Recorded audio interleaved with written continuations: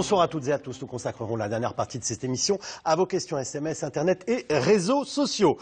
Sommaire Paris contre le chômage des jeunes en Europe. Il fait suite à celui de Berlin le 3 juillet dernier. Officiellement, l'Union européenne veut faire de la lutte contre le chômage une priorité. En France, le gouvernement dit débloquer 300 millions pour faire de la résistance économique, la Redoute, Fagorbrandt ou Alcatel. Il va falloir beaucoup de volonté pour endiguer la vague déjà annoncée. C'est pourquoi nous avons intitulé cette émission « Les 1000 plans sociaux de 2013 ». Et voici les invités qui ont accepté de participer à ce C'est dans l'air en direct.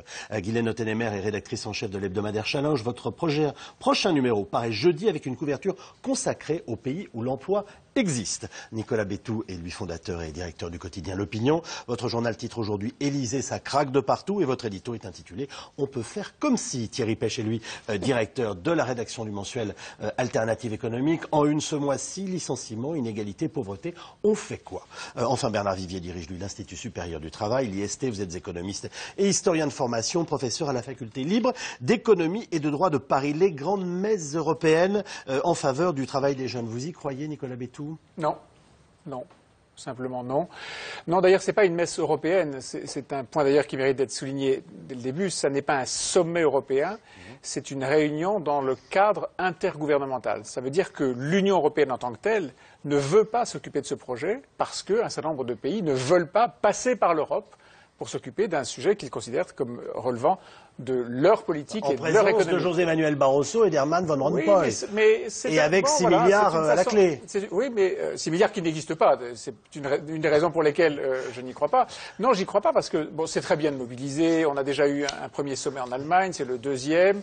Ça permet de focaliser les politiques et l'attention de ceux qui gèrent ce genre de sujet. Le problème, c'est que c'est pas comme ça qu'on crée des emplois. Et l'autre problème, comme je vous le disais, c'est qu'on manie des milliards et on promet des milliards qui aujourd'hui sont identifiés mais pas levés. Et donc ces 6 milliards que vous évoquez, par exemple, aujourd'hui, ils ne sont pas à disposition des gouvernements. Donc non, je ne crois pas que ce soit une façon de régler le problème du chômage des jeunes en Europe. Je reviens à nos 1000 plans sociaux de 2013 annoncés.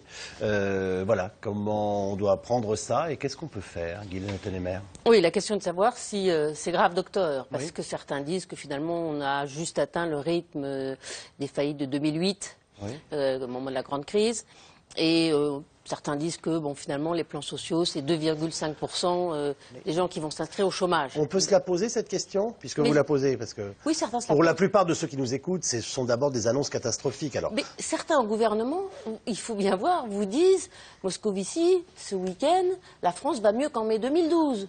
Jean-Marc Ayrault, la France est en train de retrouver le bon chemin. Donc il y a quand même, si je dis ça, c'est parce qu'il y a au gouvernement, comme le disait un peu l'éditorial de Nicolas Bétou, on continue, on a notre cap et on va avoir des bons résultats. D'ailleurs, comme dit M. Moscovici, le double A, c'est une très bonne note et la croissance va revenir. Et c'est vrai que quand on voit ces chiffres-là, il ne faut pas s'inquiéter simplement des 2,5% de chômeurs qui viennent des plans sociaux, parce que c'est normal que dans une économie, il ne faut pas non plus être tétanisé à chaque plan social. Oui. C'est un truc très français. Il faut qu'il y a des industries qui ferment, d'autres qui ouvrent. Ce qui est inquiétant, c'est que ça touche tous les secteurs. Dans les années, il y a une trentaine d'années, il y a une vingtaine d'années, quand Michel Rocard s'inquiétait de la compétitivité de la France, c'était le premier à un peu s'en inquiéter, il y avait des problèmes dans un certain nombre de types d'industries. Maintenant, ça touche tout, l'agroalimentaire, l'acier, l'automobile, la distribution, ça touche énormément de secteurs. Donc on s'aperçoit que ce n'est pas un problème juste sectoriel.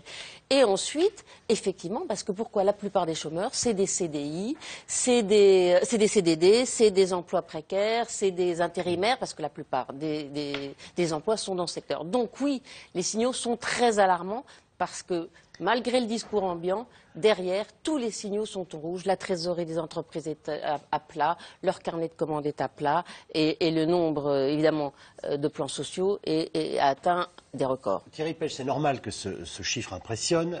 Et en même temps, en préparant l'émission, vous nous avez dit mais c'est pas tant le nombre de plans sociaux qu'il faut regarder, mais finalement les gens qui s'inscrivent vraiment au chômage. Pourquoi ?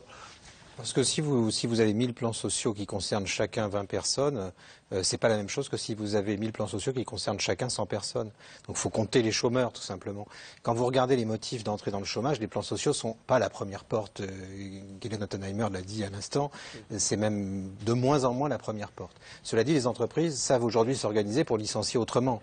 Donc le problème se pose d'une autre manière. Donc il ne faut pas être otage de ce chiffre un peu spectaculaire, 1000 plans sociaux. Ce qui est préoccupant... Il y a le chômage, il y a la création d'emplois, dont on nous dit souvent à nos journalistes qu'on oublie d'en parler, mais on va y revenir bien entendu dans cette émission. Puis il y a quand même les emplois perdus, et les emplois perdus sont des emplois perdus. Ce qui est inquiétant, ces chiffres sont inquiétants naturellement, il ne faut pas se le cacher. Ce qui est inquiétant, c'est que ça touche une couche du système productif qui est stratégique, c'est-à-dire les entreprises de taille intermédiaire.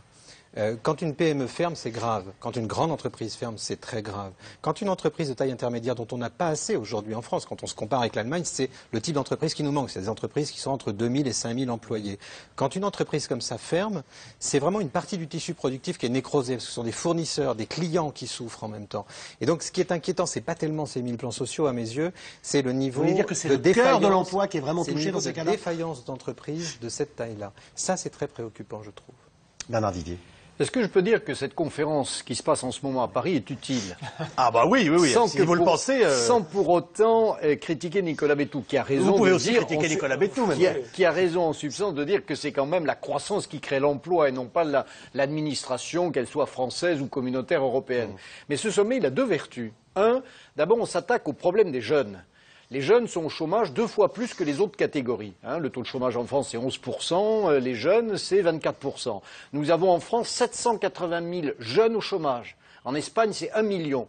Donc, c'est bien le rôle de l'État, c'est à l'État aussi de s'occuper de ces jeunes-là. Et s'il y a 6 milliards sur 2 ans, il y a aussi d'autres fonds européens. Au total, sur 3 années, il va y avoir à peu près 45 milliards d'euros. Là, c'est massif. 6 milliards, c'est pas énorme au niveau de l'Europe. 45 milliards, ça l'est davantage, pour créer des dynamiques pour réinsérer les jeunes. Deuxième avantage de cette conférence, c'est que surtout, ça crée singulièrement chez nos dirigeants français une convergence de regard avec les autres gouvernements. Et nous ne sommes pas livrés à nous-mêmes, c'est-à-dire à nos rigidités intellectuelles, à nos vieilles façons de pratiquer. Nous sommes obligés, par exemple, de voir comment les Allemands font, comment les Allemands réussissent, même si ce n'est pas socialement idéal, à réduire la courbe du chômage des jeunes. Et pour ça, c'est important, ça a un effet de convergence. C'est pour ça, d'ailleurs, que les dirigeants se réunissent. C'est pour se parler entre eux et vivre un peu, respirer ensemble. On va rester en France pour l'instant et nous reviendrons à cette conférence avec le 3e reportage de l'émission. On part et on va converger, puisque c'est le terme que vous employez il y a quelques instants, vers la région Nord-Pas-de-Calais. Elle fait partie de celles qui restent extrêmement touchées par les destructions d'emplois. Plus de 9000 prévus par la Chambre de commerce. Le rythme des fermetures d'entreprises y serait 4 fois plus important que dans le reste du pays. Même la Redoute et ses 2500 emplois directs, 6000 emplois indirects tremblent. Et c'est pourquoi Martine Aubry a décidé de s'occuper du dossier. Rencontre prévue aujourd'hui même avec François-Henri Pinault. Nous partons sur place avec Laurent Saïda Diop et Grégory Roudier.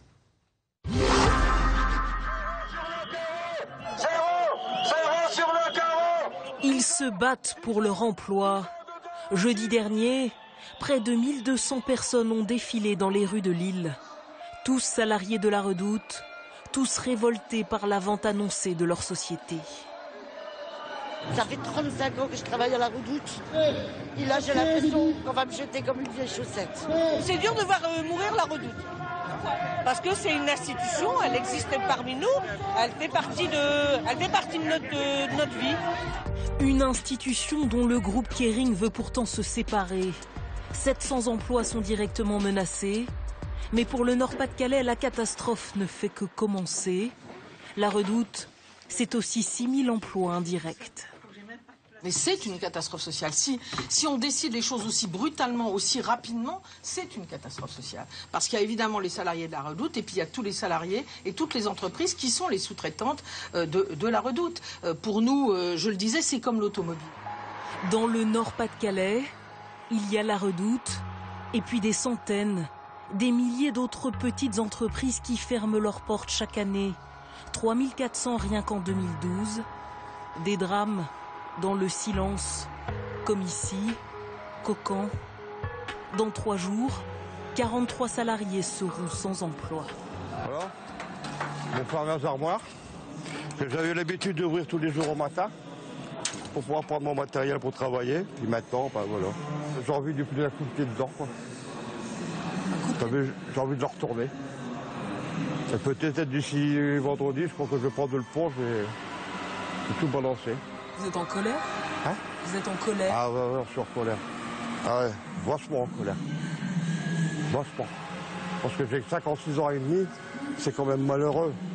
Ah, à si près de la retraite, franchement... Un matin d'octobre, la nouvelle est tombée.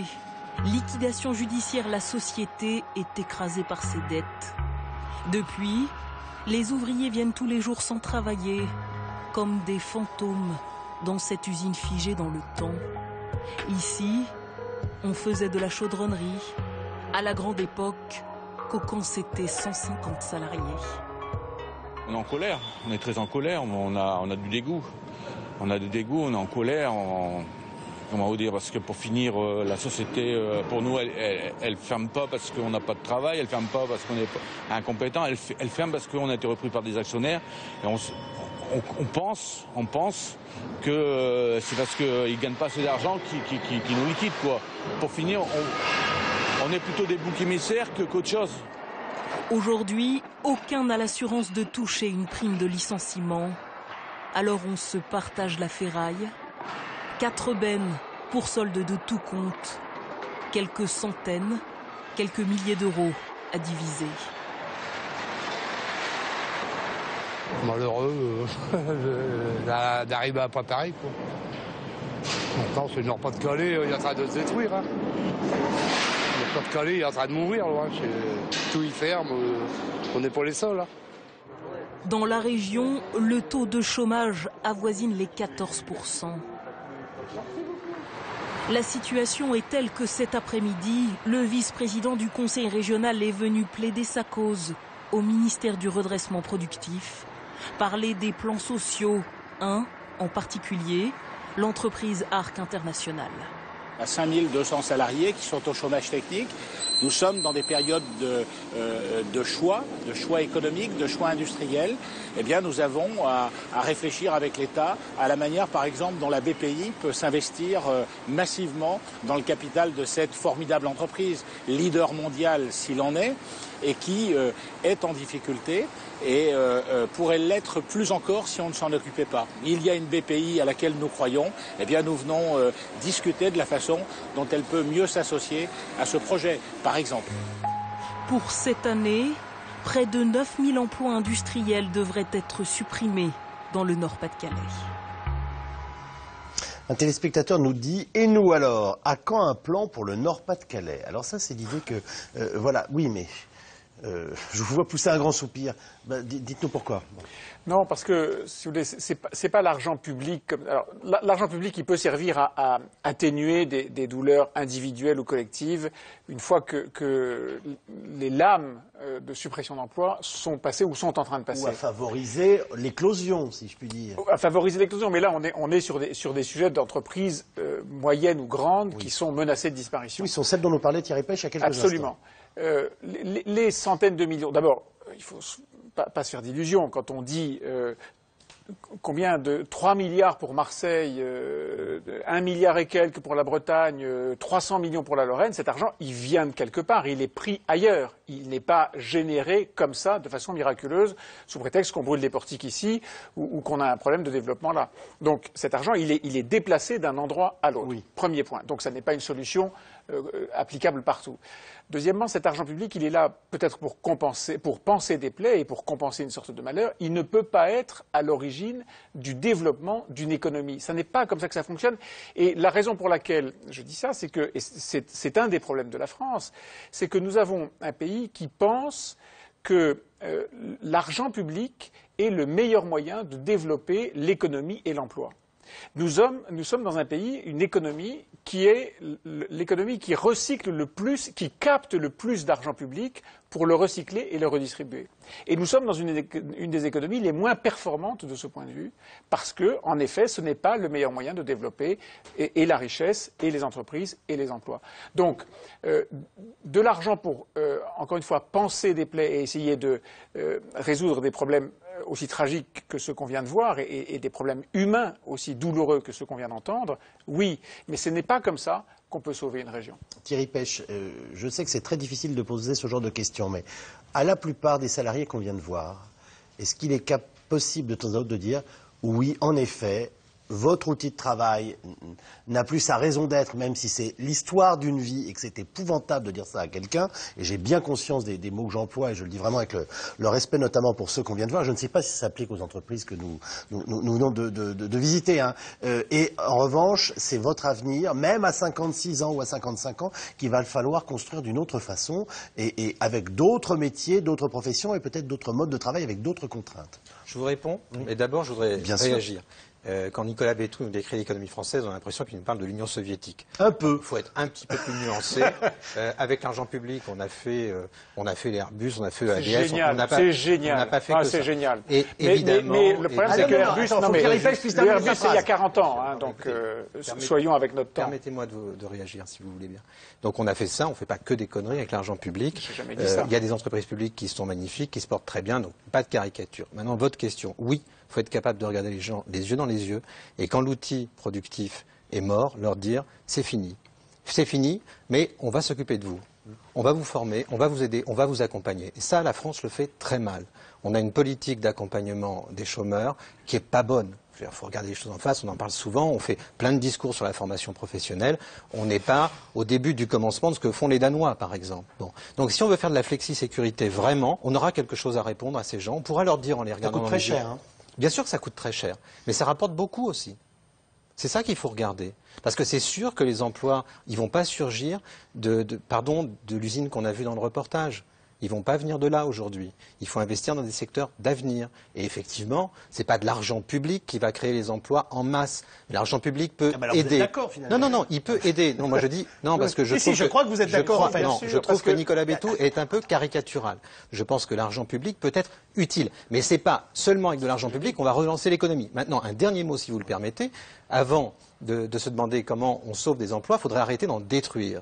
Et on mène une politique d'austérité, qu'elle prenne la forme d'impôts massifs ou de coupes dans les dépenses, qui à l'échelle européenne est un facteur de chômage extrêmement puissant. Donc c'est très bien que nos dirigeants se réunissent pour parler de l'emploi des jeunes, mais il faudrait qu'ils se mettent d'accord pour programmer un ajustement budgétaire plus lent et plus raisonnable. On est dans des rythmes qui sont encore beaucoup trop rapides et qui sont un facteur de destruction d'emplois à une échelle massive. Guylaine Ottelemmer.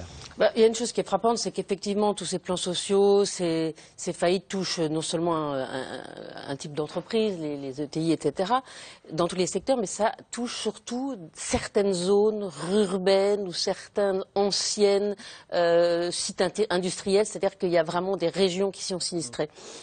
Et si on comprend que les gens demandent un plan, on veut dire quand vous coulez, vous dites au secours, envoyez-moi une bouée, on comprend que les gens le demandent. Mais si on commence à satisfaire les uns et les autres, c'est vrai qu'on devient une France de corporatisme. C'est plus le président des Français. Je pense qu'il y a un peu de provocation dans la question. C'est bon, on a 3 ou 4 milliards pour Marseille. On va finir par s'occuper des Bretons.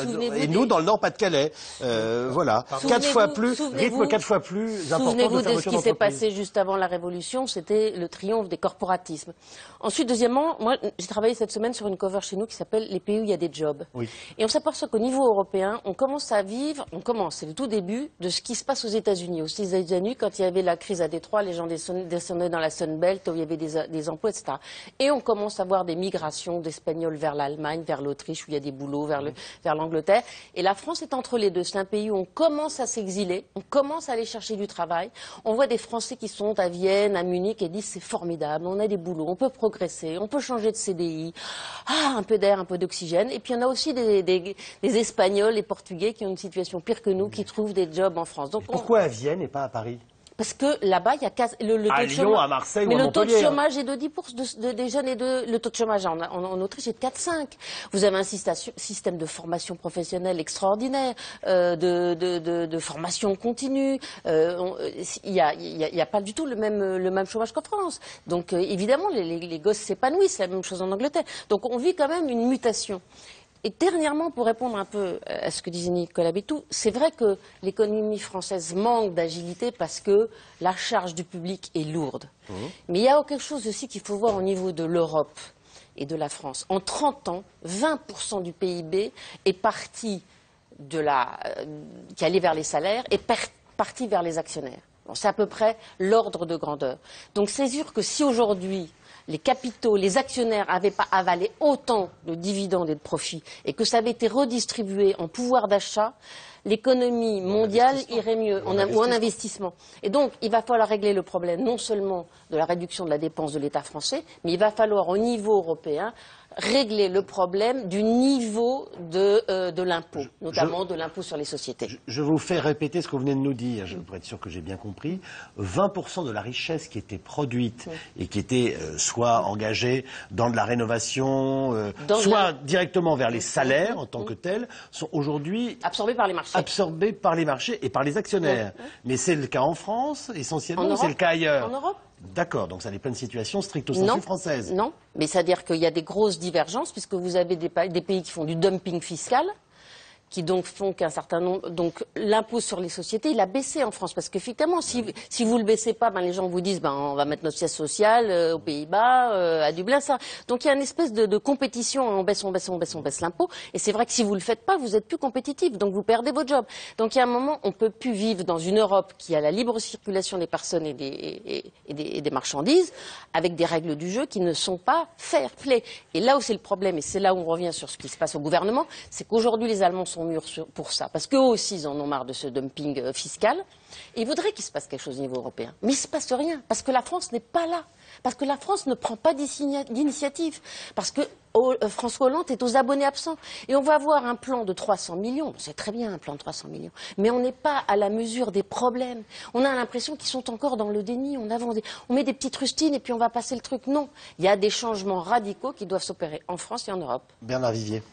Oui, l'image qu'on vient de voir avec le vice-président du Conseil régional du Nord-Pas-de-Calais se rendant à Bercy, devant le grand portique de l'écotaxe français. Là, ça ressemble à un portique d'écotaxe. Non, c'est-à-dire le symbole de la puissance étatique qui prélève l'argent. C'est vieux comme les trésoriers payeurs généraux de l'Ancien Régime.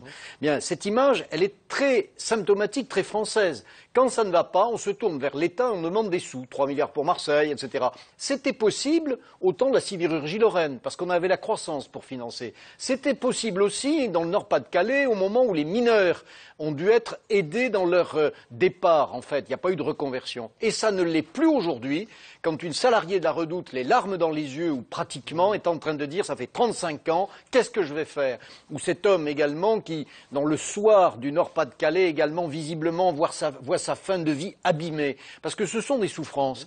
Eh bien, qu'est-ce qui manque? Ce n'est pas l'argent public, ce sont deux choses essentiellement. D'abord, une sécurisation des ruptures. Une sécurisation des ruptures, nous ne sommes pas encore au point là-dessus. Donc vous dites rupture il y aura dans nos vies professionnelles. Oui. Donc ce sont ces ruptures-là que l'on doit accompagner. Et anticiper et accompagner. Et deuxièmement, le grand chantier qui s'ouvre aujourd'hui entre partenaires sociaux, la formation, qui est la meilleure assurance chômage. Quand effectivement une personne pendant 35 ans travaille au même poste, dans la même entreprise et voit tout d'un coup le ciel lui tomber sur la tête, on comprend où son désespoir, où sa colère et les bonbonnes de gaz. Je ne dis pas là qu'il faille comprendre et accepter les bonbonnes de gaz, mais en tout cas, elles sont dans une certaine logique collective ou individuelle. Ce qui me frappe, Nicolas Bétou, c'est qu'on faisait référence à la Lorraine il y a quelques instants. Avant, c'était des secteurs très précis qui étaient ciblés. Là, on a l'impression que c'est tout secteur de l'économie productif qui peut être touché à un moment ou à un autre dans certaines régions, et quelle que soit la taille de l'entreprise, même si vous insistiez, Thierry Pell, sur le fait que les fameuses entreprises intermédiaires, qui sont en quelque sorte le poumon ou le cœur de notre emploi, soient aujourd'hui eux aussi atteints. Je pense qu'effectivement, une des grandes nouveautés de ce qui se passe en ce moment, c'est que les révolutions industrielles, et en particulier la révolution dite Internet, touchent absolument tous les secteurs. La révolution Internet a bouleverse encore le secteur de la banque, de l'assurance, le secteur du journalisme, bien sûr, le secteur de la télévision, tous les secteurs ou à peu près sont touchés par cette révolution. Et tous ont besoin, d'investir massivement, donc de dégager des profits, et de les garder, non pas de payer des impôts, comme le disait Guylaine, pour réinvestir et essayer de faire muter ces entreprises. Ils ont besoin donc d'investir, de préparer l'avenir et d'avoir un contexte dans lequel se développer qui soit favorable. Donc ça, c'est quelque chose qui touche absolument tous les secteurs. On a un deuxième sujet qui est effectivement massif en France, qui est le fait que les entreprises aujourd'hui ont des marges, c'est-à-dire une capacité à dégager des profits qui sont réinvestis ou qui rémunèrent le risque pris par ceux qui investissent, des marges qui sont à peu près au plus faible depuis 30 ans et qui sont beaucoup, beaucoup plus faibles que dans les pays qui sont nos principaux concurrents. Et ce déséquilibre-là, il est tellement grave que chaque jour qui passe nous promet que dans 1 an, 2 ans, 3 ans, 5 ans, c'est-à-dire au moment où l'investissement... J'ai l'impression que vous me dites le contraire de ce que nous expliquait Guylaine il y a 5 minutes sur les marges des actionnaires. Je vais vous expliquer la différence. Non, les marges... oui, non, mais non. Non, il y a ce que les entreprises dégagent comme profit, on appelle ça des marges. Après, elles en font, entre guillemets, ce qu'elles veulent, investir, redistribuer, rembourser des comptes courants, protéger leur trésorerie et rembourser de la dette. Bon, donc il y a une palette de choix, mais à la base, le cycle de création d'emplois, il est fait par l'entreprise qui doit dégager, qui doit capter de l'argent, qui s'investit, des gens prennent des risques. Cet argent, avec le travail, forme de la richesse qui est ensuite redistribuée. Le problème peut être un problème de redistribution, il est d'abord un problème de création de la richesse elle-même. On peut s'arrêter un instant sur la Redoute qui est passé notamment vers Internet. Alors, on est né avec le catalogue, voilà, on a vu arriver Internet et ils s'y sont mis. Ils étaient pionniers. Mais c'est exactement ce que je voulais vous dire. Mais il n'y a pas eu d'investissement. Il n'y a pas eu de modernisation. modernisation. Une entreprise qui a été bouleversée par la révolution Internet et qui n'a pas, semble-t-il, on n'a pas fait l'audit.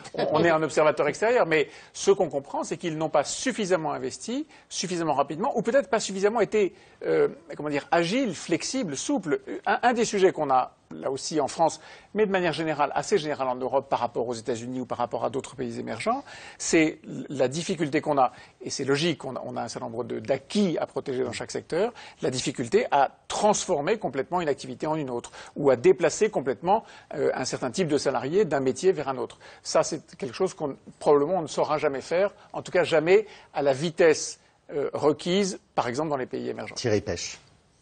Vous avez deux problèmes. D'une part, le problème qui est esquissé de manière... vous avez dit tout à l'heure, je ne comprends pas bien, vous dites la même chose que Guylaine Ottenheimer. Des marges faibles, c'est sûr. Nicolas Béthout a raison. Depuis 30 ans, on est à un niveau historiquement faible de marge des entreprises. Et donc, le fait de payer assez cher les actionnaires coûte encore plus cher à l'investissement. Parce que, comme vous avez des marges faibles et assez peu, finalement, pour investir, pour payer vos actionnaires, etc., vous faites des arbitrages.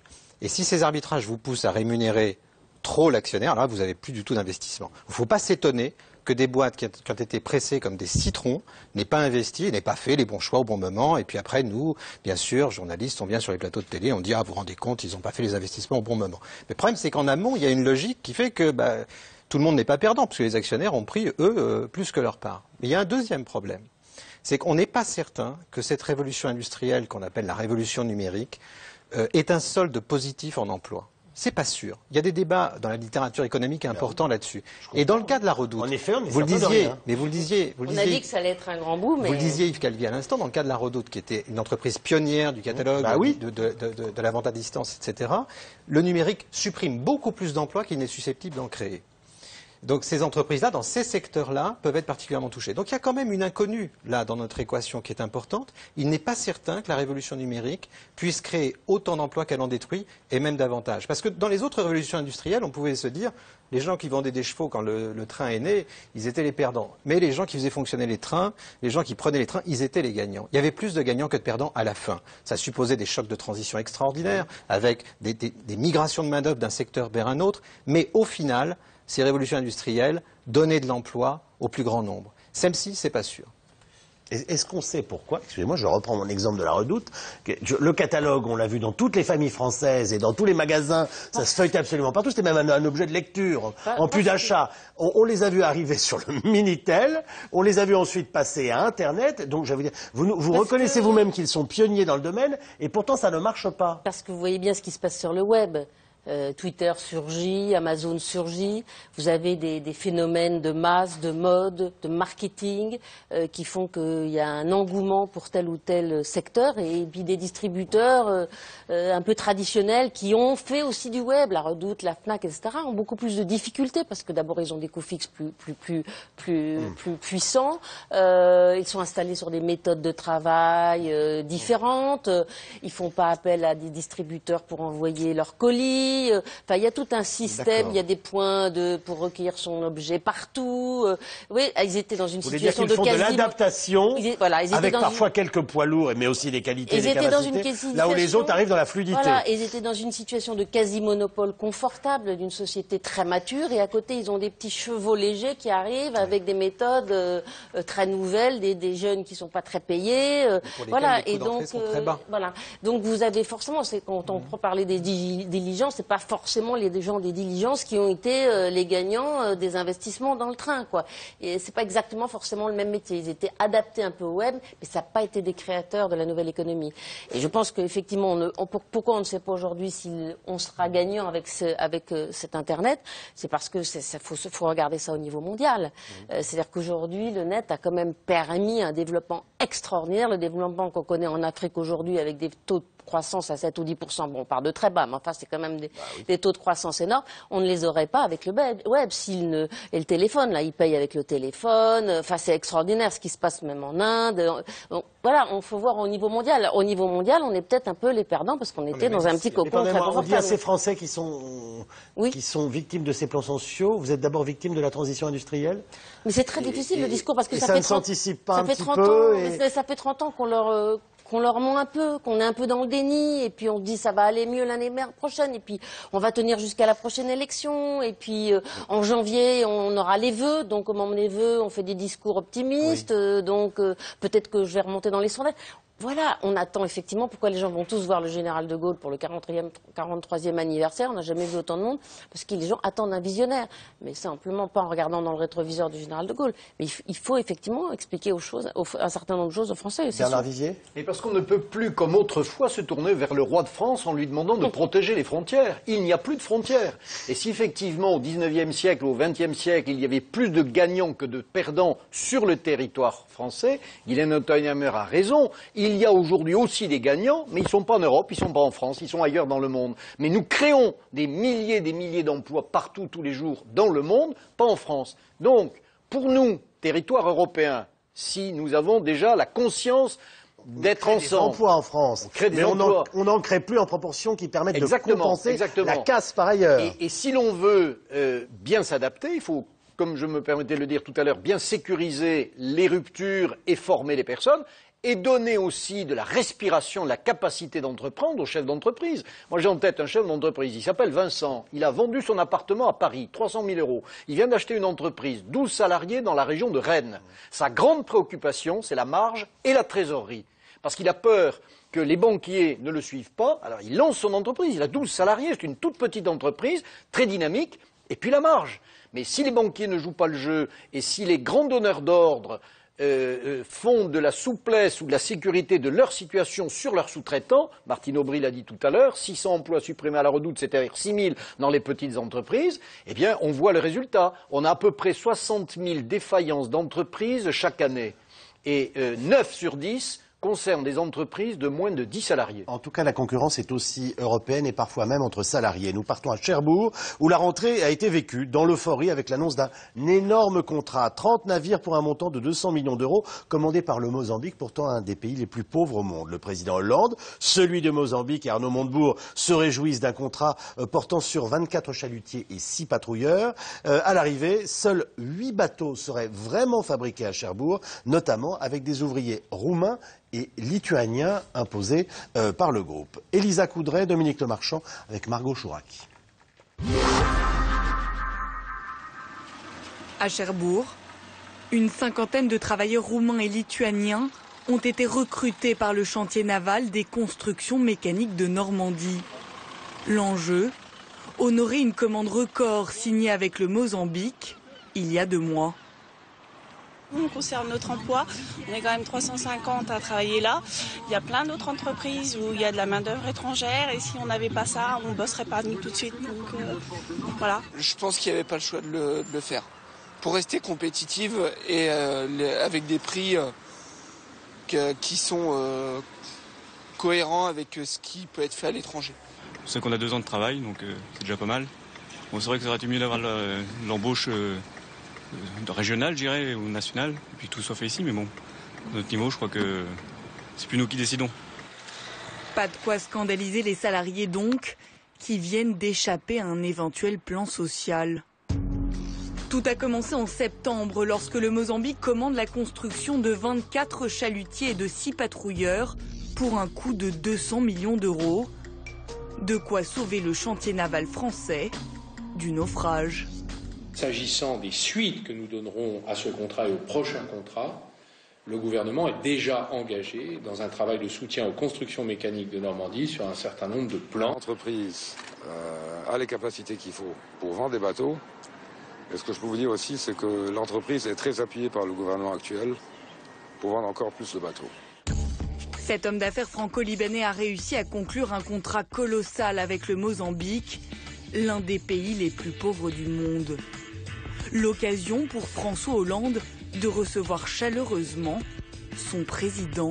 Une commande venant d'un pays ami, le Mozambique, et qui va avoir pour le plan de charge de cette entreprise, dont je connais l'histoire, un impact considérable. Considérable parce qu'il y a là un certain nombre de bateaux qui pourront fournir de l'activité. Considérable aussi parce que c'est une image. Et c'est la raison pour laquelle je voulais venir ici, à Cherbourg. Car d'autres pays peuvent être intéressés par ce type de fabrication, aussi bien pour la sécurité que pour la pêche. En réalité, sur les 30 bateaux commandés, au moins 16 seront construits en Roumanie, où le coût de production est 2 fois moins cher. Et là, on voit bien en fait que c'est une opération purement financière, visant à délocaliser une partie de la production pour entrer dans un marché et garantir les bénéfices à l'actionnaire. Oui. La CGT estime qu'il n'y aura finalement que 8 bateaux fabriqués à Cherbourg et la direction a dû recruter à l'étranger plutôt qu'en France, faute, dit-elle, de main-d'œuvre qualifiée. Il y en a encore aujourd'hui qui sont en chômage technique. Donc on aimerait bien déjà que, avant de faire appel à de la main-d'œuvre étrangère et sous-traitante, que les salariés ne soient plus au chômage technique, qu'ils puissent tous travailler dans l'entreprise. Je le redis, opération de communication, parce qu'on a largement les possibilités en local d'avoir des chaudronniers, d'avoir des soudeurs, d'avoir des charpentiers fer pour construire ces bateaux. Trop beau pour être vrai. Si le contrat soi-disant historique passé avec le Mozambique assure la survie du chantier de Cherbourg, il est loin de célébrer le Made in France. Qu'est-ce que vous pensez de cette histoire ? C'est l'histoire de la mondialisation. Il y a à la fois des choses qui sont scandaleuses, c'est le détournement des lois européennes sur les salariés déplacés, où ça devait être juste pour un chantier, pour quelques semaines, etc., où c'est devenu des systèmes. On l'a vu dans l'agroalimentaire allemand, où la production de porc défie toutes les lois de la concurrence, parce qu'ils ont de la main-d'œuvre délocalisée ou déplacée à 6 € de l'heure. Donc là, il faut absolument qu'il se passe quelque chose au niveau européen. Pardonnez-moi, je prends la formule. Ils ont des Roumains et des Lituaniens qui font de l'élevage de porc, comme nous, on aura des Roumains et des Lituaniens qui viendront construire des bateaux sur nos chantiers navals. Je connais pas le type de contrat, mais j'ai le sentiment que ça doit être un peu ça. Donc il y a effectivement, aujourd'hui, on voit quand même une partie des problèmes. Il faut qu'il se passe quelque chose au niveau de l'Europe. C'est pas la France toute seule qui va régler ces problèmes. On va pas mettre des frontières au niveau français. Ça ne réglera pas tous les problèmes de concurrence. Et puis arrêtons de dire le Mozambique, le pays le plus pauvre du monde. Oui, c'est un des pays très très très pauvres, mais c'est qu'il a des richesses minières extraordinaires qui sont en train de se développer. Non, mais il y a un côté, mais il y a un côté larmoyant, c'est dégoûtant. C'est pas ça. Moi, je vous fais juste remarquer que on a forcément soulevé de gros espoirs dans une discipline et des métiers en France qui sont importants, ceux des chantiers navals, pardonnez-moi, et qu'à l'arrivée, on se rend compte que plus de la moitié du contrat sera honoré en Roumanie et qu'on fait venir dans l'entreprise aujourd'hui des Roumains, des Lituaniens, je suis désolé, on ne peut pas le dire autrement, qui effectivement prendront la place des chaudronniers et des soudeurs dont on vient d'entendre parler et qui ne peuvent pas être pris par l'entreprise. Je suis d'accord. Si ce n'est pas le cas, je veux bien vous entendre là-dessus. Cette affaire, elle a été soulevée à plusieurs reprises. Et c'est vrai qu'il ne se passe rien au niveau européen pour le moment. Mais c'est une vraie question, comme il y avait eu la directive Bolkestein qui avait fait voter tout le monde non à l'Europe. Alors j'ai vu que Thierry Pech faisait non avec la tête, Bernard Vivier, puis je retourne vers lui. Oui, ce ne sont pas forcément les mêmes qualifications, les mêmes emplois. Aux constructions mécaniques de Normandie, il y a du travail qui arrive. À la DCNS qui construit les sous-marins à Cherbourg, il y a beaucoup de travail aussi. En ce moment, il y a du travail qui arrive à Cherbourg.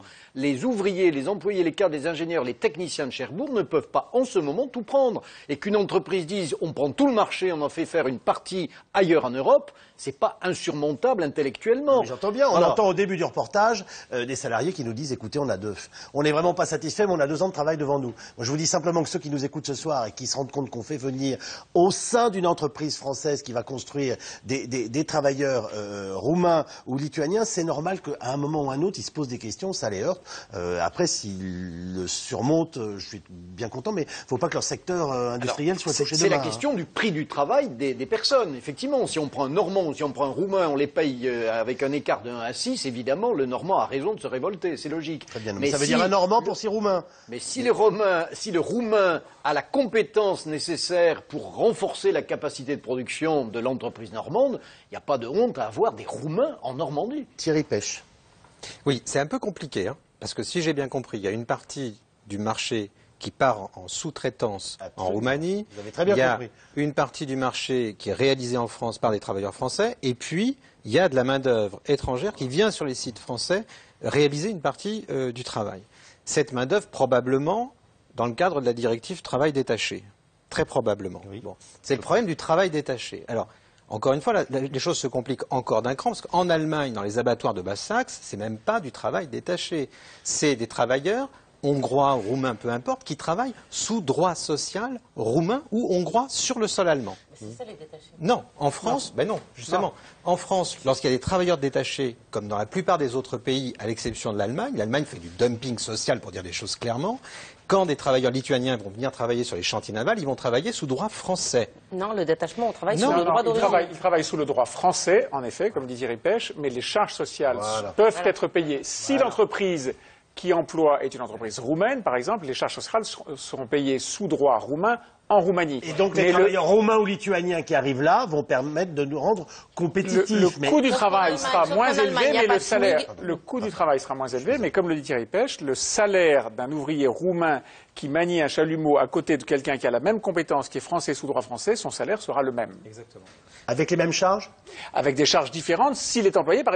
Mais ça, Yves, pardon, excusez-moi, c'est pas rien. Mais ça, c'est la... D'habitude, c'est vous que j'entends protester contre les charges. Non, mais la question n'est pas de protester ou pas contre les charges. La question est de se dire, est-ce qu'il faut autoriser des gens de l'étranger à venir travailler en France? Et s'ils viennent travailler en France, est-ce qu'ils doivent de toute manière, de A à Z, bénéficier ou subir les droits ou les contraintes du droit français? La réponse est non. Pour ceux qui travaillent en France et pour les Français qui travaillent à l'étranger, il y a 165 000 salariés français qui profitent de ce système dans des pays étrangers. Et ce qu'il faut dire à ces gens-là, vous allez subir une loi qui va vous faire, en gros, perdre votre travail là où vous êtes, parce que nous ne voulons pas de travailleurs roumains à Cherbourg. Non, évidemment. Oui, j'allais vous dire qu'on pourrait le comprendre si on ne trouvait pas des soudeurs pour faire le même travail. Or là, visiblement, on a des soudeurs français qui sont à même de faire le même travail. Comme le disait Bernard Vivier, rien ne démontre que la compétence recherchée pour ce travail était assumée par ces gens-là. Honnêtement, on ne le sait pas, il faudrait regarder l'intimité. La réalité, elle est quand même que ce contrat, qui est effectivement assez complexe, a donné du travail à un certain nombre de gens, plusieurs dizaines, peut-être plusieurs centaines de personnes sur ce contrat-là, et qu'une partie, si j'ai bien compris, minoritaire des emplois, est occupée par des gens qui sont, qui sont venus de Roumanie, de Lituanie, etc. Mais l'essentiel du sujet, il est que ce sont des salariés français qui en profitent. J'entends bien, mais j'ai du mal à croire quand même qu'on ne puisse pas trouver dans les chantiers de Normandie, où on a une expérience très importante, des gens capables de faire ce travail. En tout cas, si on les a pas, on pourrait les former, parce qu'il doit y avoir des gens qui sortent de lycée technique, qui pourraient avoir une formation professionnelle de quelques mois pour effectivement employer ces emplois. Et la grosse différence avec l'Allemagne, pour que tout à l'heure on s'est un petit peu trompé, c'est que l'Allemagne n'a pas de SMIC, n'a pas de salaire minimum. Oui. Ce qui fait qu'effectivement, vous pouvez venir d'un pays limitrophe au salaire que vous voulez. Alors qu'en France, il y a un salaire minimum. Parce que je l'ai laissé annexer. Il y a des conventions collectives qui ne sont pas respectées dans les abattoirs en question. Voilà. Donc le droit allemand n'est pas respecté, c'est bien le droit hongrois, roumain qui est appliqué. Alors maintenant que l'état des lieux est fait, qu'est-ce qu'on peut faire? On peut dire, à l'Allemagne, vous avez vraiment une politique non coopérative. Est-ce que vous voulez bien en changer, s'il vous plaît? On est quand même très nombreux autour de vous à en pâtir. Et nos amis bretons sont les premiers à en convenir. Donc là, on peut avoir un débat européen sérieux. Il faut que l'Allemagne se résolve à avoir, elle a des responsabilités de leader aujourd'hui en Europe, des politiques économiques coopératives. Deuxième point, est-ce qu'on se satisfait de la directive travail détaché comme elle est aujourd'hui et telle que l'a décrite très bien Nicolas Bétou? Personnellement, je dis non, parce qu'on atteint des volumes d'emplois qui vont crescendo sur des rythmes de croissance qui sont préoccupants aujourd'hui. Vous me donnez quelques exemples pour qu'on comprenne. Je crois, mais je parle de mémoire. De grandeur, des ordres de grandeur. Je crois qu'on est entre 100 et 140 000 emplois en travail détaché aujourd'hui en France, qui est quand même beaucoup. Je crois que c'est 140 000 pour 165 000 Français détachés à l'étranger. Non, mais c'est pas la bonne comparaison. Mais ah bon, si, enfin, non, mais dans les mêmes conditions. On va essayer de finir. Dans les mêmes conditions. D'accord. 165 000 Français, travailleurs détachés à l'étranger, et 140 000 étrangers détachés en France. D'accord. Donc, ça commence à poser problème parce qu'on croit très très vite. Bon, est-ce qu'il faut rester sur ce régime? Moi, je ne le pense pas. Et je pense même que ce sujet va être un des grands débats de la campagne électorale européenne, s'il y a une campagne électorale européenne. Eh bien, justement, pas. Oui, normalement. Non, mais elle sera très courte, c'est pour ça que je dis, je ne suis pas sûr qu'on aura. Mais fait peur, je dis, ça y est, il annule les élections. Après Berlin en juillet, le sommet de Paris pour le travail des jeunes Européens se tient donc aujourd'hui même en présence de 24 pays. François Hollande reçoit notamment Angela Merkel, José Manuel Barroso et Herman Van Rompuy. Un fléau, mais pas pour tout le monde. Le chômage des jeunes. Si la moyenne est de 23% dans l'ensemble de l'Union européenne, elle n'est que de 7,7% pour nos voisins allemands, mais de 57,3% pour la Grèce. La France se situe dans la moyenne haute à 26,1%. Un fonds de garantie de 6 milliards d'euros doit être mis en place. Lise Barcellini et Thomas Buyer. Angela Merkel, François Hollande, réunis et unis pour une même priorité. Faire front commun contre le chômage des jeunes en Europe. Depuis plusieurs mois, Paris est à l'initiative sur ce dossier. Et pour ce sommet organisé à l'Elysée, 24 des 28 chefs d'État de l'Union européenne ont répondu présents. Les présidents du Parlement, du Conseil et de la Commission européenne aussi. L'enjeu, c'est l'avenir d'une génération. Celle qui est touchée par le chômage depuis des années. Et que la crise a encore placé dans une situation de doute, voire même de désespérance. En Europe, les chiffres sont alarmants. 23,5% des moins de 25 ans sont sans emploi, soit 5,5 millions de jeunes. En Grèce, en Espagne, en Croatie, c'est plus d'un jeune sur deux. En France, plus d'un sur quatre. Alors qu'en Allemagne, le taux de chômage des jeunes ne dépasse pas les 8%. Des disparités nord-sud qui s'expliquent.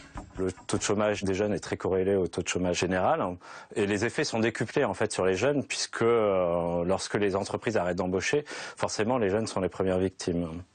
Donc c'est une autre raison pour laquelle l'Allemagne est un bon élève aussi, qu'on pourrait citer, c'est le fait qu'il y a moins de jeunes, c'est une population vieillissante, donc il y a moins de jeunes qui rentrent sur le marché du travail, donc moins de tensions. La France, c'est dans la moyenne européenne, mais comme il y a de quoi s'alarmer pour l'Europe, il y a de quoi s'alarmer pour la France, évidemment. Sur la table, 6 milliards d'euros débloqués sur 2 ans dès 2014. Une enveloppe validée au sommet de Berlin en juillet, mais dont il s'agissait de confirmer le dispositif et sa mise en œuvre. Son nom, la garantie pour la jeunesse. Son objectif, éviter que les jeunes ne piétinent à l'entrée du marché du travail. Concrètement, tout jeune Européen se verra proposer une formation, un stage ou un emploi après 4 mois d'inactivité. Alors il ne faut pas exagérer non plus l'argent qui est dépensé. 6 milliards d'euros, il y a 6 millions de jeunes au chômage en Europe, donc ça fait 1 000 euros par jeune au chômage. En plus, c'est pas un transfert direct des Allemands vers les Grecs. Les Français vont à la fois contribuer à ces 6 milliards et en recevoir une partie. Donc c'est en termes de transfert entre les pays du Nord et les pays du Sud, c'est beaucoup moins que 6 milliards. Et évidemment, c'est toujours bien de montrer qu'on fait quelque chose. En plus des départements d'outre-mer, 8 régions françaises seront destinataires des aides européennes, celles où le taux de chômage des jeunes dépasse les 25%. La France espère ainsi toucher 600 millions d'euros, soit 10% de l'enveloppe européenne. L'occasion pour François Hollande de revêtir l'un de ses costumes préférés, celui de président des jeunes. Une formation, un stage ou un emploi, ça sera sans doute plus souvent un stage ou une formation qu'un emploi, non ? Pas sans être pessimiste, Nicolas Bétou. Vraisemblablement, effectivement, le principe qui a été adopté en juillet dernier à Berlin, c'était au bout de 4 mois d'inactivité ou de recherche infructueuse, proposer quelque chose. Proposer. Bon, et en effet, le problème de ces jeunes qui sont sans emploi, c'est de rentrer sur le marché du travail. Et on a vu depuis quelques années la date d'entrée, le moment de l'entrée sur le marché du travail s'éloigner petit à petit, et les jeunes y entraient de plus en plus âgés, en tout cas avoir un CDI de plus en plus âgé. C'est un vrai sujet. Il y a un autre sujet qui est encore plus préoccupant, qui est traité qui est effleuré par ce sommet, qui est le problème des jeunes qui sont sur le bord de la route, complètement sur le bord de la route. Les Anglais qui arrivent toujours à inventer des sigles appellent ça les NEETs, N-E-E-T-S, Not Employed, Not Educated et Not in Training, c'est-à-dire sans emploi, sans éducation et sans formation.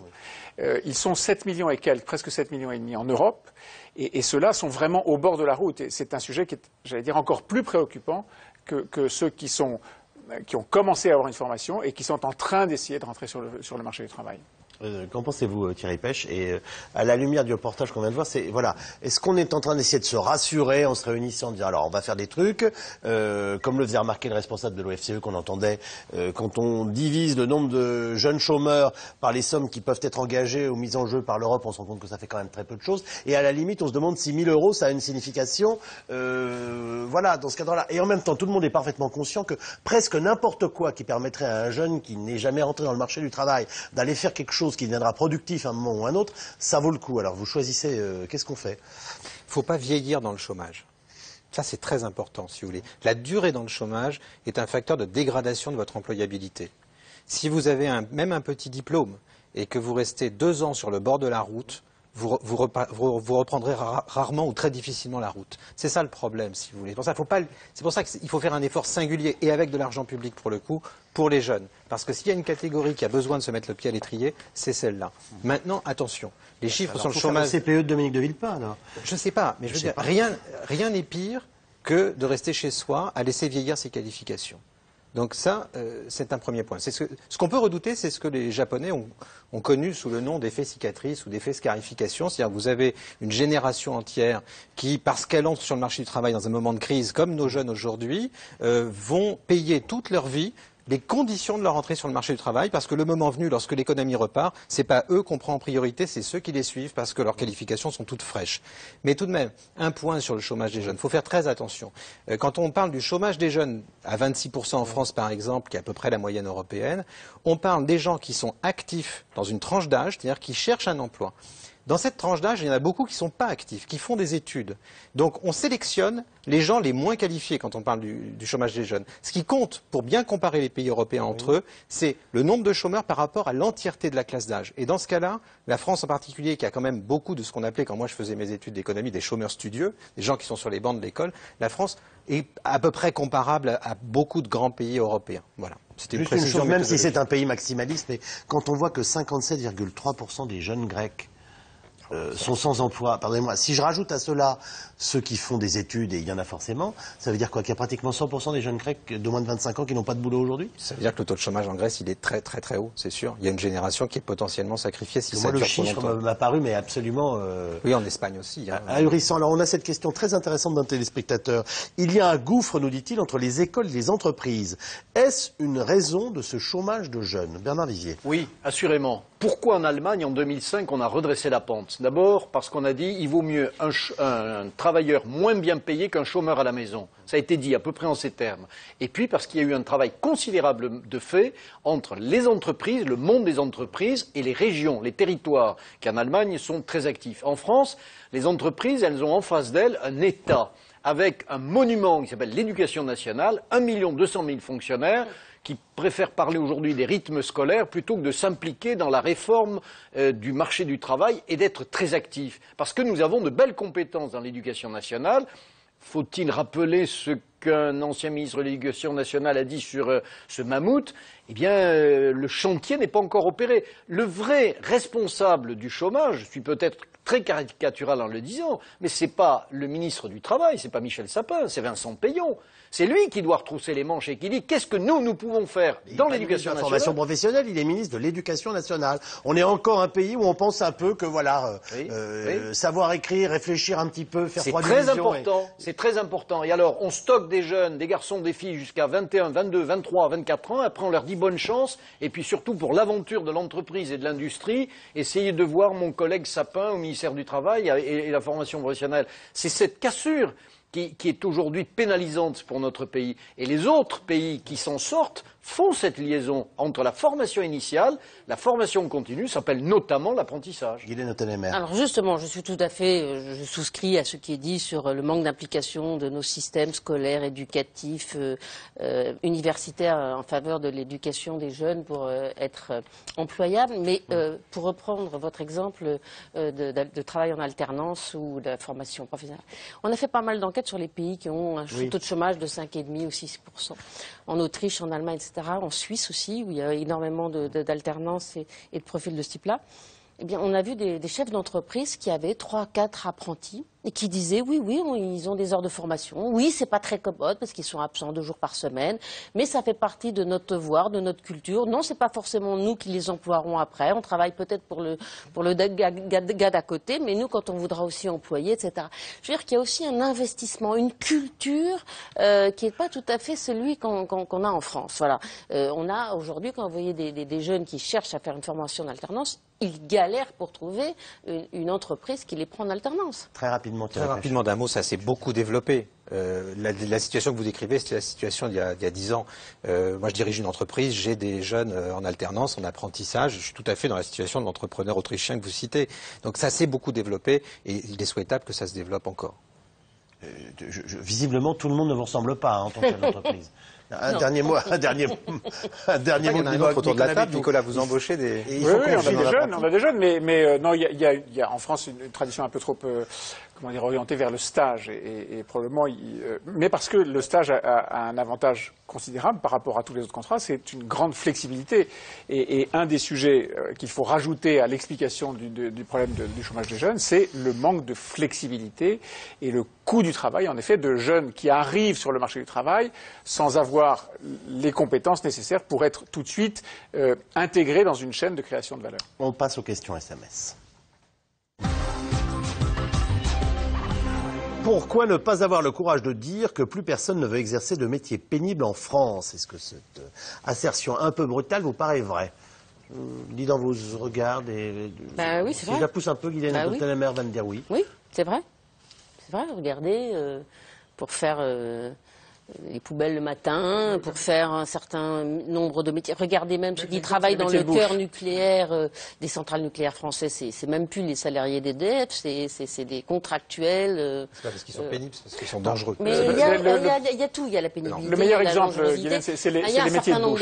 Les métiers de bouche qui sont effectivement des métiers pénibles et les métiers de restauration qui sont des métiers difficiles et en plus très contraignants sur le plan des horaires, sont des métiers dans lesquels... Le bâtiment. Mais disons que le bâtiment, c'est assez ancien. Ce qui est nouveau, c'est que effectivement cette pénibilité ressentie dans les métiers de la restauration, par exemple, a pour conséquence qu'en effet, un certain nombre de salariés français ne veulent plus. Donc la réponse à la question, c'était oui, si j'ai bien compris. Une plus grande mobilité ne serait-elle pas une partie de la solution au chômage? Alors le mot mobilité recouvre plein de choses. Je ne sais pas comment vous, Bernard Vizier. Oui, c'est peut-être une mobilité professionnelle ou une mobilité géographique. La mobilité géographique... Guylaine Telemaire nous est alors regardez aux États-Unis, ils sont capables de traverser le pays. Mais je fais remarquer que, on n'a pas cette culture en France, c'est pas pour ça qu'il faut ne pas l'avoir pour demain, et qu'un déménagement, arracher une famille à des enfants, à une école, enfin voilà, même, je vais vous dire, une caisse d'assurance familiale, enfin, toutes sortes de choses, ça n'est pas facile en France. En tout cas, on n'est pas habitué à ça. Donc c'est un effort particulier, si c'est possible.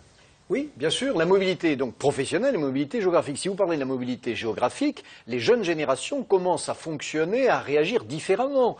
Parce que là aussi, la notion de frontière s'efface. Ça a de mauvais côtés, effectivement, on perd ses repères, mais ça a aussi d'extraordinaires bons côtés. C'est-à-dire que le monde, dit-on, est un village, mais les garçons et les filles nés quelque part en France considèrent que l'espace de travail de demain, il est partout dans le monde. Et c'est cette mobilité-là qu'il faut encourager.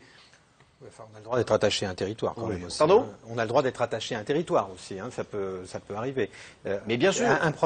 S'il y a un problème particulier à la France de ce point de vue-là, c'est le coût du logement.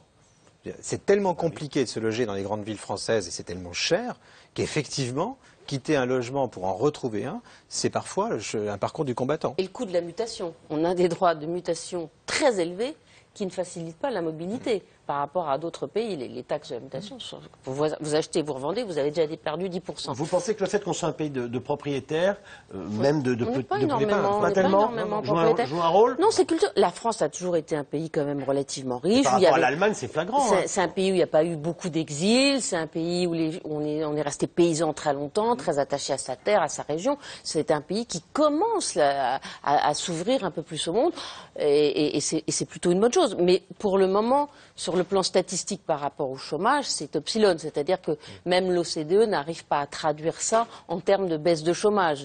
Les 140 000 Français qui partent à l'étranger et les 140 000 Espagnols qui partent au reste de l'Europe, ça ne change pas les statistiques pour le moment. Ne faudrait-il pas partager le travail plutôt que de se résigner au chômage de masse? Alors ça vous rend fou, là. Écoutez, on a essayé. Ah, c'est génial. On a essayé. Une petite touche de 35 heures. Ça s'est appelé, oui, les 35 heures. On s'est dit, il y a un gâteau, il n'est pas très gros, on va le partager en un nombre plus important de parts. Ça n'a pas fonctionné et d'ailleurs la meilleure preuve, après tout on peut faire toutes les démonstrations économiques qu'on veut, c'est qu'il n'y a pas un autre pays au monde dans une situation comparable qui a adopté le même type de raisonnement. Il y a moins de travail, on va en donner un peu plus, un peu moins à un peu plus de gens. Ça ne fonctionne pas comme ça pour une raison très simple, c'est que quand on crée de la richesse, on donne la possibilité de nourrir la machine économique. Et donc, travailler plus, c'est donner la possibilité à ceux qui travaillent d'être dans une perspective de création de richesse et de nourrir l'économie. Une petite anecdote véridique. Un jour, l'abbé Pierre rencontre un syndicaliste de la CFTC, Alain Deleu, il y a longtemps, et lui dit, vous savez, le travail c'est comme le pain, ça se partage. Et le syndicaliste lui dit, non mon père, le travail c'est comme le pain, ça se multiplie. Ça veut dire que le partage du travail, c'est beaucoup moins efficace que la création des richesses et la création du travail. Et Thierry Pêche me dit quoi après cette les Allemands prophétie? Les Allemands manifestement ne savent pas multiplier les pains puisqu'ils ont partagé le travail pour faire face à la crise. Donc, en France, on a un partage du travail qui s'appelle le chômage. Non, c'est un partage du travail. Hein, vous pouvez demander à des gens de travailler beaucoup. D'ailleurs, ils travaillent en durée hebdomadaire. Après, on ne va pas passer une heure à disputer sur les chiffres, mais ils travaillent plutôt plus que les Allemands et que beaucoup d'autres Européens. Bon, donc on a des actifs qui travaillent plutôt beaucoup. Et à côté de ça, on a beaucoup de chômeurs. Donc le partage du travail ne résout pas tout. Je ne suis pas en train de dire qu'il faut être malthusien, etc. Je sais bien. Néanmoins, dans les périodes de crise, Malthus a plus souvent raison que dans les périodes de prospérité. Mais les 35 heures de Jospin, c'est pas en période de crise, les Allemands, c'est en période de croissance. ils ont fait du partage du travail pour se sortir de la crise et c'est comme ça qu'ils n'ont pas vu exploser leur chômage pendant les années de crise. Quels secteurs sont en mesure de créer des emplois et le marché de l'emploi est-il saturé? Alors en deux temps. Il y a un secteur qui est en mesure de créer de l'emploi et qui n'en crée pas aujourd'hui et c'est un vrai manque par rapport à ce qui s'est passé pendant des années. Ils vont d'ailleurs manifester demain, ce sont les artisans. Les artisans, aujourd'hui, ne créent beaucoup moins d'emplois que naguère. Je parlais tout à l'heure des métiers de la restauration et des métiers de bouche. Ce sont des métiers qui embauchent des milliers et des milliers de jeunes. Enfin, en tout cas, qui ont à disposition des milliers et des milliers de postes. Et ces gens-là considèrent aujourd'hui que les charges, la difficulté du travail, les exigences, le fait de créer sa petite affaire sont devenus des poids trop importants pour se lancer. Et donc, il y a un vrai déficit chez les artisans. Et donc, le marché de l'emploi n'est pas saturé, pour répondre à la seconde partie de la question. Absolument. C'est les fameux emplois qui ne sont pas pourvus, oui, qui sont de l'ordre de 300 000. Bon, voilà. Mais ça n'a rien. C'est à la marge par rapport vraiment au problème de chômage de masse qu'on est en train de vivre en France. Et là, on est en train de discuter de partage du travail, charges, directives, déplacements, etc. Il faut bien voir aussi aujourd'hui qu'on est dans une situation en France où les gens n'ont pas envie d'investir. Parce qu'il n'y a pas de perspective fiscale fixe, parce qu'il y a de l'incertitude, parce qu'aujourd'hui, vous avez envie de monter une boîte aujourd'hui. Vous vous dites, est-ce que c'est le moment vraiment de monter ma boîte? Il faut vraiment être sûr de votre projet. Bon, bah, vous voyez ce qui se passe. C'est pas mon argent que j'engage quand je dis ça. Voilà. Donc, il n'est pas heureux, lui. Faut-il croire Dominique Strauss-Kahn quand il évoque le risque d'explosion sociale en Europe avec ses terribles conséquences? Ah oui. Ah oui. Malheureusement, j'aime pas dire ça, je dis pas avec plaisir, hein, mais les élections qui sont devant nous vont peut-être servir de scène cathartique pour éviter pire, mais je pense que... Alors ça c'est pour la France, il y a d'autres pays où il n'y a pas le même calendrier électoral. Je pense qu'on peut se retrouver avec des mouvements assez violents en Europe et notamment des mouvements populistes. Ils sont là, je veux dire, ils montent. Oui. Nicolas Bétou. Aujourd'hui, le sujet n'est pas une contestation sociale au sens traditionnel. On n'a pas des manifestations de masse, on n'a pas de grève générale, on n'a pas de paralysie. Il y a des colères françaises. Ce sont des jacqueries, des colères, et ce sont des agrégations d'un certain nombre de contestations, y compris des contestations civiques fortes, qui sont en train de dessiner quelque chose qui peut s'agglomérer en France. Hors cadre institutionnel et hors cadre syndical. Hors cadre institutionnel, hors cadre syndical, hors cadre politique. Les partis politiques sont dépassés par ça. On est en train de vivre une sorte, c'est notre manchette de demain, une sorte d'insurrection 2.0 avec des organisations, une désorganisation qui s'organise par Internet et qui est effectivement très préoccupante. Les Américains rapatrient leurs entreprises. Pourquoi ne pas en faire autant ? Non, ils les rapatrient pour une raison simple, c'est qu'ils ont un coût de l'énergie très très bas, c'est surtout celle-là qui rapatrie, c'est des entreprises de secteurs qui sont des secteurs dits pondéreux et pour lesquels la part de coût énergétique est très importante. Et comme le gaz américain est le moins cher du monde aujourd'hui, que c'est le premier pays producteur de gaz au monde, où ça va le devenir, et comme ils ne peuvent pas encore l'exporter, parce que dès qu'ils pourront l'exporter, le prix du gaz va monter évidemment, parce qu'il faut pour ça une station de liquéfaction, etc. Ils ont pas l'équipement. Pour le moment, c'est intéressant pour les secteurs pondéreux d'être aux États-Unis. Et quelques entreprises françaises l'ont fait. Oui, quelques-unes. Oui.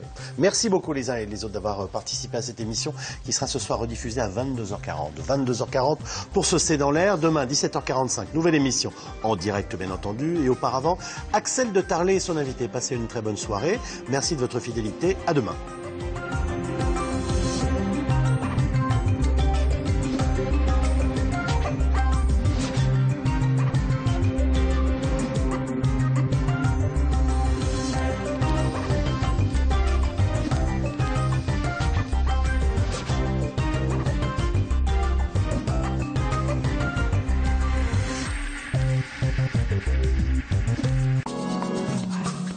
Pour toutes vos questions sur l'actu, c'est dans l'air sur France5.fr.